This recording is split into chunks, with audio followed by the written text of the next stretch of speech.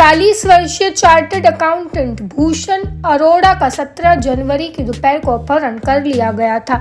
उनकी पत्नी मेघा अरोड़ा ने एक अज्ञात व्यक्ति के खिलाफ भारतीय दंड संहिता की धारा 364 के तहत मामला दर्ज कराया था। 19 जनवरी को पवई पुलिस स्टेशन, 17 जनवरी को भूषण काम के लिए निकला और वापस नहीं लौटा। पुलिस रिपोर्ट के मुताबिक 17 जनवरी को दोपहर 2:45 बजे भूषण अरोड़ा काम के लिए घर से निकले और फिर घर नहीं लौटे। 18 जनवरी को दोपहर 1:30 बजे उनकी पत्नी ने पवई पुलिस स्टेशन में औपचारिक शिकायत दर्ज कराई। उसी दिन रात 8:30 बजे उसके पति के नंबर से एक कॉल आई, जिस पर उसने उसे 5 करोड़ की फिरौती की व्यवस्था करने का निर्देश दिया और मामला दर्ज न करने का आग्रह किया।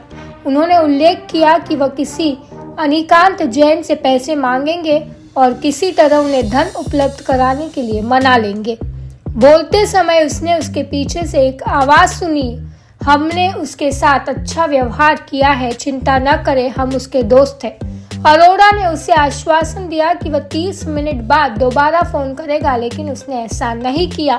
आखिरकार वह फिर से पुलिस के पास पहुंची। 19 जनवरी को अरोड़ा की पत्नी को उनके पति के मोबाइल से एक और कॉल आई। इस बार एक अज्ञात व्यक्ति ने बात कर उन्हें बताया कि उनके पति ने 15 करोड़ रुपए का नुकसान किया है और 5 करोड़ रुपए की मांग की है। शिकायतकर्ता के अनुसार उसके पति ने 4 व्यक्तियों के साथ सौदा किया था। अक्षय शाह, अरोड़ा के रिश्तेदार राहुल येवले, दत्ता पारुलेकर और दत्ता चौहान, इन सभी ने उसे धमकी दी थी। उसका मानना था कि इनमें से एक व्यक्ति ने उसका अपहरण कर लिया है और फिरौती मांग रहे हैं। हालांकि उसने एक अज्ञात व्यक्ति के खिलाफ मामला दर्ज कराया। डीसीपी जोन 10 ने एक प्रेस कॉन्फ्रेंस में खुलासा किया कि अपहरणकर्ता के डिवाइन पावर कंपनी में पैसे फंसने की वजह से आरोपी अमोल महात्रे उम्र 41 साल, निरंजन सिंह उम्र 32 साल, विधि चंद्र यादव उम्र 31 साल, मोहम्मद सुलेमान उर्फ मोनीब शेख उम्र 20 साल को नवी मुंबई पुलिस से गिरफ्तार किया गया है। 17 तारीख को पवई पुलिस स्टेशन में एक मिसिंग कंप्लेंट रिपोर्ट हुई थी, जिसमें भूषण अरोड़ा नाम के चार्टर्ड अकाउंटेंट मिसिंग है करके एक कंप्लेंट थी।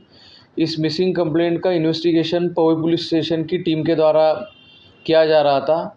इसी दरमियान 19 तारीख को भूषण अरोड़ा जी की पत्नी को एक कॉल रिसीव हुआ।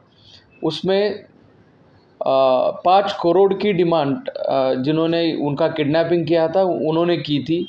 इसके बाद भी 2-3 कॉल आए कि पैसों की व्यवस्था हुई कि नहीं।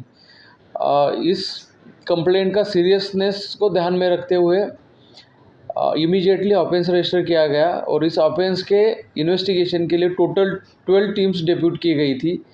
टेक्निकल इन्वेस्टिगेशन और फील्ड वर्क, इसके बेसिस पे अब तक इस ऑफेंस में हम 4 लोगों को अरेस्ट कर चुके हैं।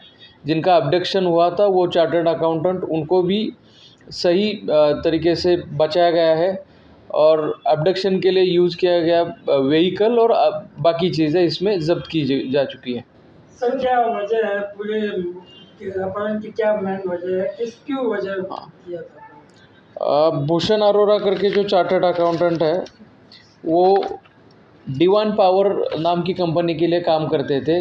ये कंपनी 2020 में रजिस्टर हुई है, जिसमें बहुत से कॉमन लोगों ने इन्वेस्टमेंट की थी। इस कंपनी के लिए ट्रेनिंग लेना और बाकी चीज़ों का काम भूषण अरोड़ा करते थे।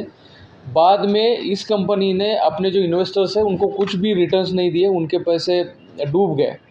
इसके बारे में थाना में और न्यू मुंबई में 2 ऑफेंसेस दाखिल है। तो ये जो एक्यूज़ है उनके भी पैसे इस कंपनी में इन्वेस्ट किए गए थे। तो इन्होंने, अगर इनका चार्टर्ड अकाउंटेंट का हम अब्डक्शन करते हैं तो हमारे पैसे वापस मिल जाएंगे, इस ऑब्जेक्टिव से उनका अब्डक्शन किया था।